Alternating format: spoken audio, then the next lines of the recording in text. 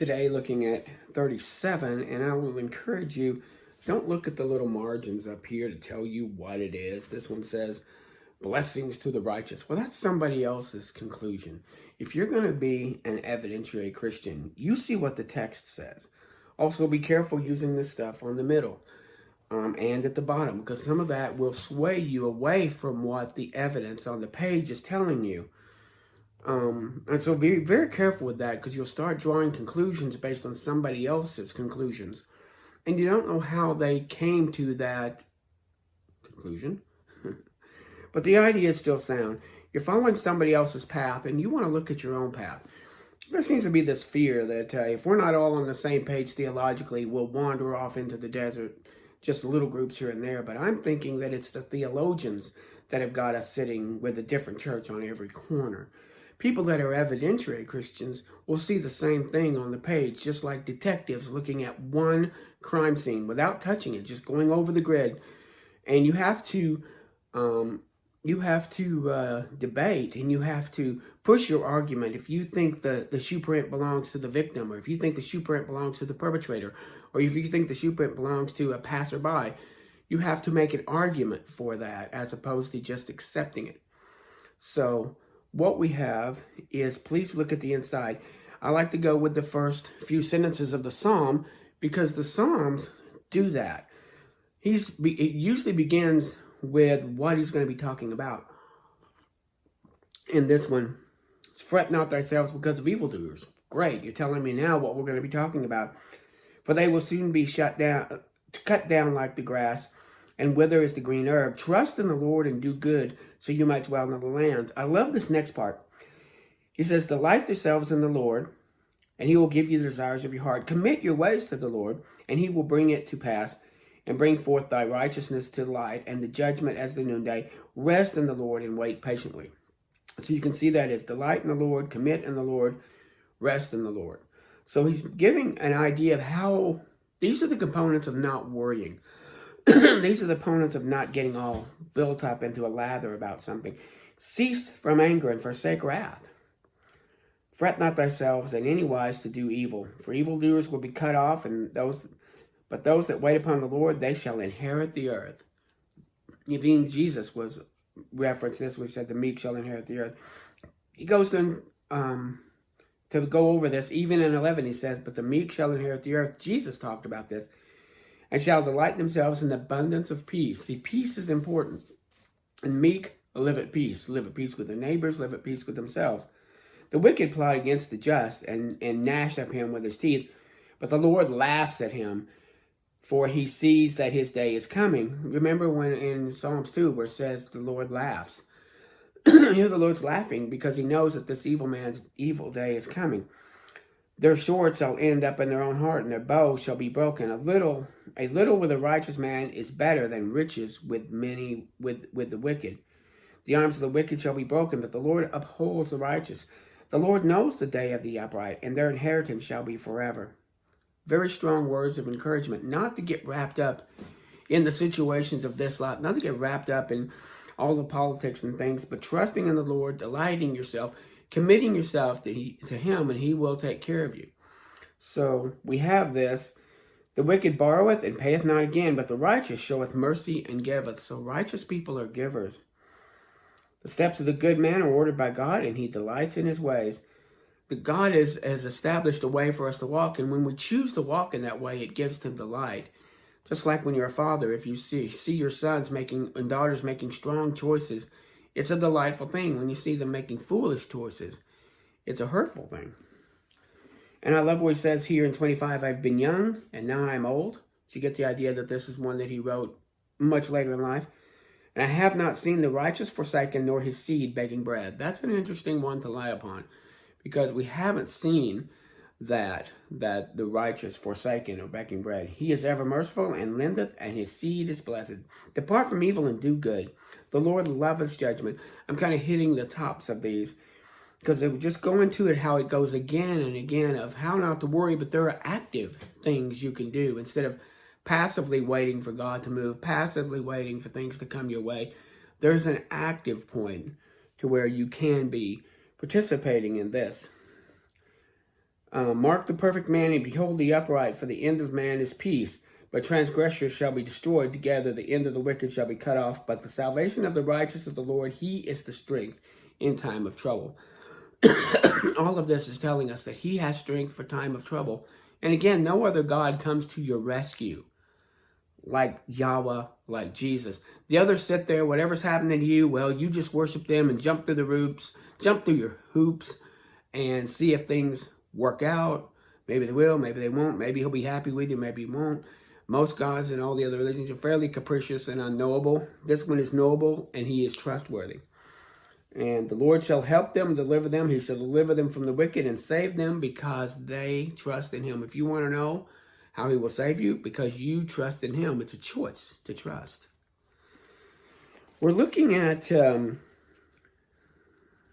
23 and 24 in Exodus, and we're seeing some very good things here. I know this is the part of the Bible where people start to bog down.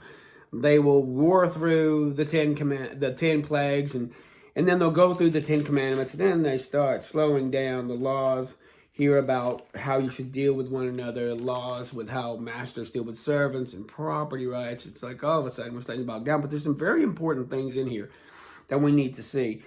That, again, he's setting this up from zero. These people have no economy. They have no structure. Now they have no laws. What do you do? What do you not do? How do you treat one another? How does a man treat a woman? How does a woman treat a man? How do masters treat the servants? And what about people that don't want to be Israelites or be a part of Judaism by not getting circumcised? What about them? What about this? What about that? There's so many questions. He's creating foundational covenant here.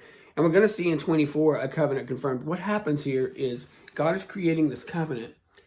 It's going to get affirmed, and then from there come all these other laws and things that grow out of that. Just an extrapolation. Okay, here's what it really looks like. Here's how this affects this. Here's how this affects that. But it begins with the establishment of a covenant. And then from that covenant grows the rest of the tree. So he established this with the 10 Commandments and basic laws. Here he's talking about not to bring up false reports. Don't lie. You've got to have truthfulness.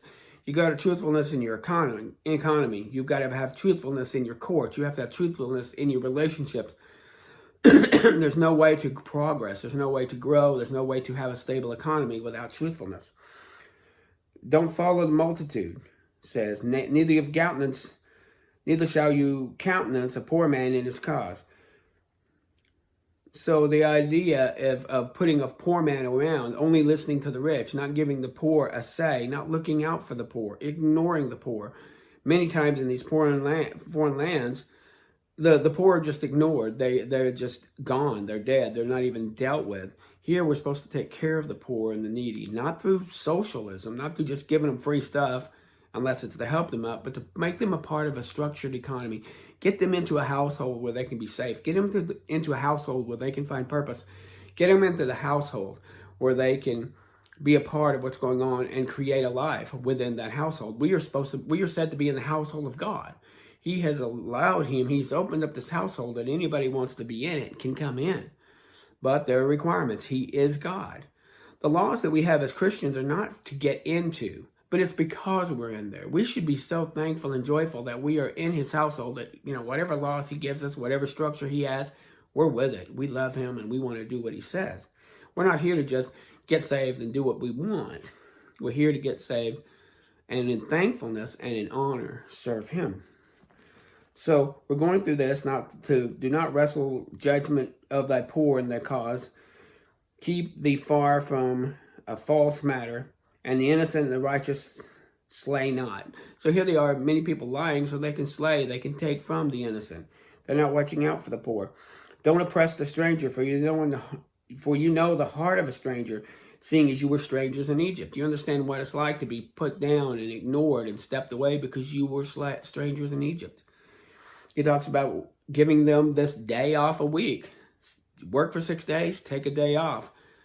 Up to this point in their life, they probably never had a real day off unless they were tremendously sick or tremendously ill or hurt. And then probably the whip came down. You can't keep up with what you're doing. There's harshness. But here, you're supposed to have the Sabbath. You also have a Sabbath year. The land is supposed to rest. When you get there, don't just raid the land for what you can get out of it. Sow for 6, let it sit for 7. The idea is you do a different part of land every year, so you're always producing something. It's just you have an area that you're producing in for 6 years, you leave it the 7th, you have another one that you're doing, and then you leave it its 7th, so maybe you wait a year. First year do one land, the second year add another, third year add another. By the time you break your parts into 7 parts, you've always got one land resting while the other 6 are producing. It's just like, what we're doing with Sabbath. I'm resting one day, but the other 6 are producing. So 6 days you'll do the work, on the 7th you shall rest. The same thing is with the land. Laws about appointed feast. He's setting up the feast that shall be kept, that you'll have the unleavened bread that'll be kept. And he's talking about also 3 times a year shall the males appear. So he's going to establish other feasts. These feasts where the men come and stand before God. It's important that the males come. This is not sexism. This is not that God doesn't care, but he set up a structure to where the males are to care for the females and the young and the poor and the oppressed and the elderly. But the men are responsible in the society to put this together. So the men have to appear before God 3 times a year. And anyone who doesn't appear, you're cast out. This is a meeting you don't want to miss. And you shall not offer the blood. He talks about blood sacrifices here. There's a promise of protection. He says, I will send an angel before you. Now, I'm not sure if this angel could be, a supernatural angel that will go before him. And we do see that he's going to send an angel. Usually he has these things called the angels of death, but maybe get the idea later on that there are other angels with other purposes. There's even an angel of deceit, where an angel will go and deceive the nations who don't want to come to God, who have decided they're not going to have anything to do with it. So to stir them up so that God might get glory, he will send this deceptive angel. Now that, again, sounds like something that, ooh, that sounds mean. That's not. Well, God is out to lift up those who love and serve him, and to remove from the earth, and in one time, from all time, he will remove his enemies from him. He loves his enemies through Christ, but one day his enemies that stay enemies will be wiped out by his wrath. And so he has this angel. This angel goes before them. And really, had they followed and trusted this angel, they would have found out the angel will go before you to bring you into this land of the Hittites and the Pizarites and the Canaanites and the Hivites and the Jebusites, and I will cut them off. You won't bow to their gods nor serve them, but you will utterly overthrow them. You'll serve the Lord, and he will bless thy bread and thy water, and I'll make sickness to go from thee. The idea, again, that he was going to take care of them, and he was going to put his fear as the others. And we saw that earlier with Jacob and his boys. When they went through, there was a fear that the God was with them. And there was this fear among the nations around them that they held back. The Moabites, remember with the lion-faced Moabites, were staying away because these people had God on their side. They even they already saw themselves take out the Amalekites. The Amalekites should have been a first fruits. These were some powerful people, powerful enemies that God took care of. So the idea that God would take care of these other groups should have been a foregone conclusion. And so he's going to send out, and he's going to send his fear. He's going to destroy them. He's going to send hornets to drive them out. But he's going to drive them out a little bit at a time, because you're still, relatively speaking, a small people taking over a large amount of land. If he drives them out too quickly, there'll be too many beasts hanging around, and it'll be a big problem. So the idea that he's going to do this in a small way. So taking over the land would be a short thing, a slow thing. I mean, not something that happens overnight. This is why also we see patience. We as Christians have to be patient, that when God's moving, he's moving slowly, but he's moving. And you'll make no covenant with them. And here's where they start to drop the ball. You're going to make no covenant with them. They shall not dwell in your land, but they will make you sin against me. For if thou serve their gods, I will utterly make it will surely be a snare for thee. But what happens? They start making covenants with these people instead of pushing them off. Go to another land. You've got the rest of the world to live in. This land was given to the Israelites by God. If they're not going to leave and you make covenant with them, their gods, their philosophies, their viewpoints will infect you and become a snare to keep you away from God. So there's a beautiful thing that happens in 24. He's going to affirm this covenant. So he's got this deal on the table.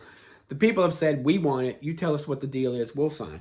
So he gets a group together to, if you will, sign the covenant. And he calls up Aaron, Nadab, Abihu, and 70 elders. So they're all going to sign. This is almost like a Declaration of Independence, if you will. They don't sign it with a signature, but they sign it by being there. But God sets it up to where he's in the mountain over here, and they're kind of down here, and the only ones who can get closer between them is Moses and Aaron. But still, they're in the same general area. It says that they can see God. It's not like they could see him face to face, but they could see him sitting over there. They could see that he was sitting on a throne. It says that they saw God, and under his feet was a paved work of sapphire stone, as it were as a body of heaven. As it were the body of heaven in his clearness. So they see this throne, they see this outline of a person. So the people, they offer burnt offerings and sacrifice and make peace offerings, as God had commanded, the way he had. And Moses took half the blood and put it in basins, and took half the blood and sprinkled it onto the altar. And he read the book of the covenant. So the book is read after the sprinkling of the blood. We're already establishing this. Now he goes back and reads the words that we've already covered. And this is the book of the covenant so far. We're going to have more explanation, more understanding coming that will not disagree with this covenant, but it's going to expound upon this covenant. So he took half of the blood, and he took the book of the covenant and read it to the audience. And they said, all that the Lord has done, we will do and be obedient. Okay, we're saying, yes, we want to do this. God is saying, Yahweh is saying, yes, this is how I want it done. There's an agreement. And then went up Moses and Aaron, Abihu, and Nadab, N-A-D-A-B, Nadab, and 70 of the children of Israel. And then they saw God. And upon the nobles and the children he laid not his hand, but also these men saw God and did eat and drink. The idea here is they've created koinonia. They've established the covenant. The covenant was established by blood. It was read by the people. The people agreed with it. Then their representatives, the 70, and Moses and Aaron and God, the people ate and drank because of the covenant was set up. We see this idea of koinonia, of acceptance, of a meal, of peace. So there's peace between Yahweh and the people of God here through this establishment of the covenant. And the Lord said to Moses, come up to the mount, and I'll give thee tables of stone and the laws and commandments that I have written, that thou mayest teach them. So he went up, and his minister Joshua, and Moses went up to the mount. So Moses went up with Joshua. Joshua kind of stayed down. Moses went on up.